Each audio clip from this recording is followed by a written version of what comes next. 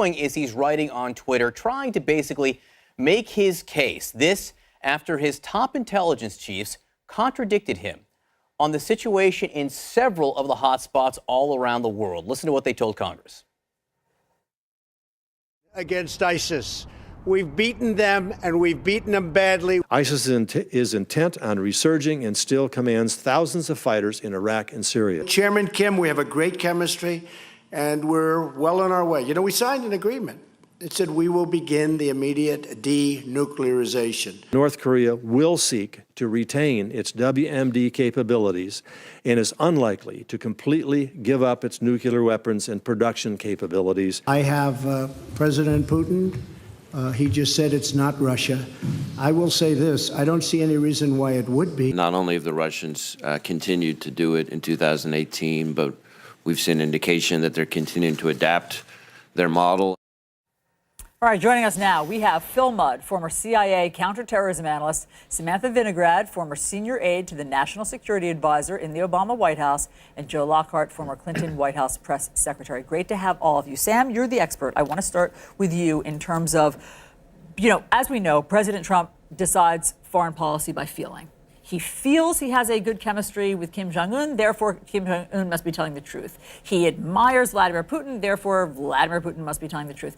Peel back the curtain for us. Tell us what goes on in the White House before the national security advisors like that, and the intel chiefs, I should say, come out and deliver an assessment like they did. Well, I've actually been there when this briefing was presented to the president. There were no surprises from the president's perspective in what the intelligence community chiefs made very public yesterday. Typically, this worldwide threat assessment, which is the coordinated analysis of the 16 members of the intelligence community. This isn't just the director of national intelligence, the CIA director. It is coordinated assessments about what they all believe to be true. This assessment is typically delivered to the president. It's often briefed to him verbally so that he can really plan what his priorities should be for the coming year, and importantly, get a sense of where his policies may or may not be working.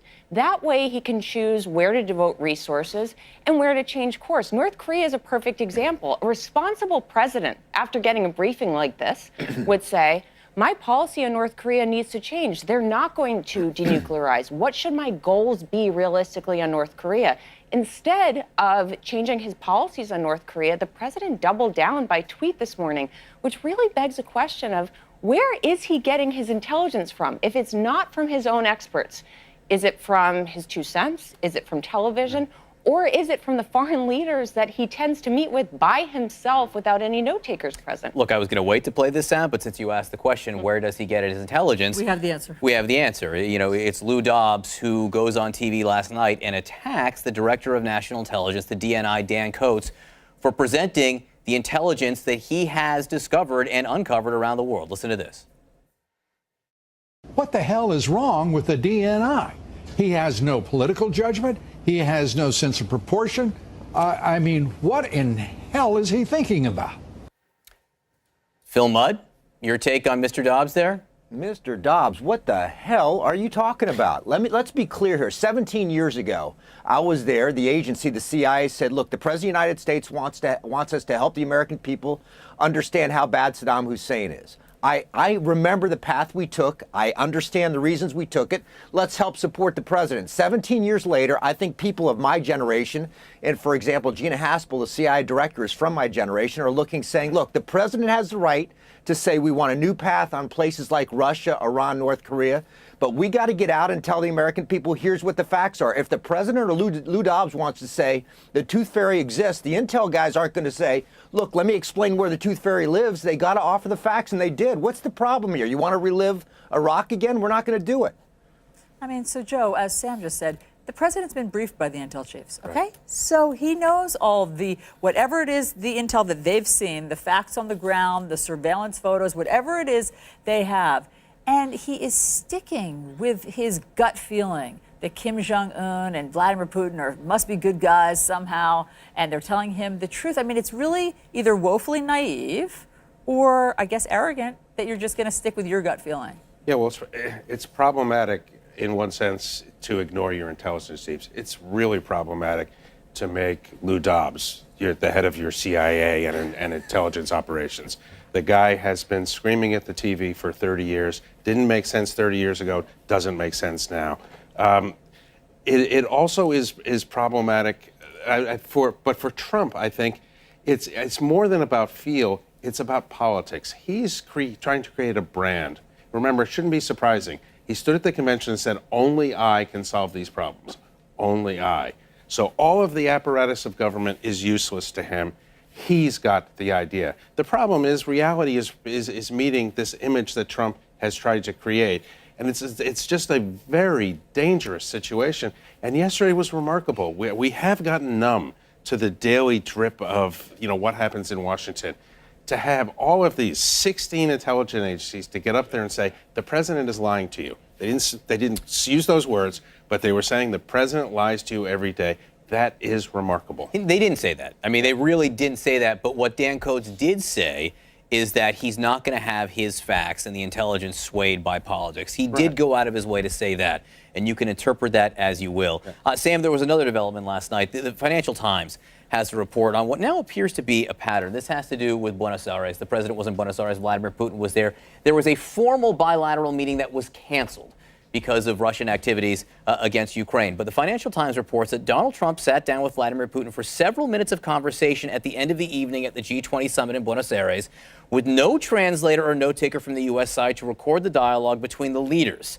That's according to people who had direct knowledge. There was a Russian translator there, and apparently the FT is learning from Russian sources that some of the things were discussed were Syria, policy in Ukraine, a number of foreign policy issues.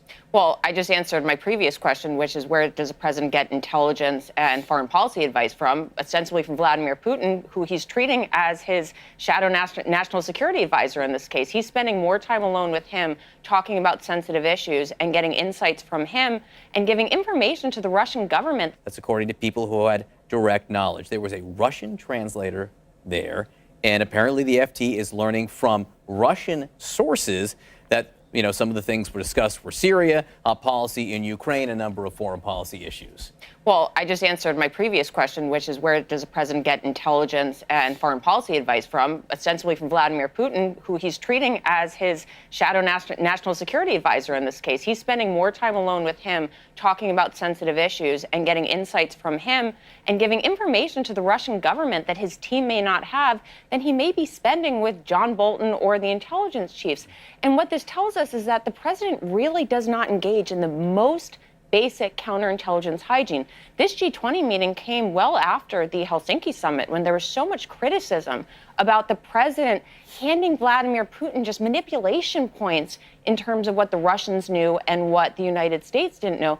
He chose to make that same mistake again. We know that the president was the subject of a counterintelligence investigation a long time ago by the special counsel. We don't know if that investigation has concluded, but every time that he puts himself in these situations, it makes it so easy for Vladimir Putin to get more manipulation points on him that really adds fuel to the fodder and the conversation about whether there's just something he's trying to hide. Phil, I want to ask you about that because this, oops, he's done it again. I mean, we don't know if this is a mistake or if this is by choice, because now it's Helsinki where this has happened, where the president met with Putin without a U.S. representative to record it. Hamburg, as we know, he took the interpreter's notes when the interpreter was there so that even his own advisors back at the White House don't know what was said. The files, even the classified files now, do not represent the details of what has been said in now these 3 different places, including Buenos Aires 2 months ago. So what are the manipulations? I mean, if only Putin and his interpreter know, what position does that put President Trump in? Well, I think there's a couple of questions you'd have to ask of him. The first is, if he made a decision with Putin, who executes that decision? The president makes a decision. The Secretary of Defense, the Secretary of State, they execute. If they had a conversation, that is Putin and the president, about Syria, and they decided something, what happens? The second is, as Sam was pointing out, let's say Putin lays out what he's doing in Syria, and the facts that the intel guys have don't correspond with what Putin said.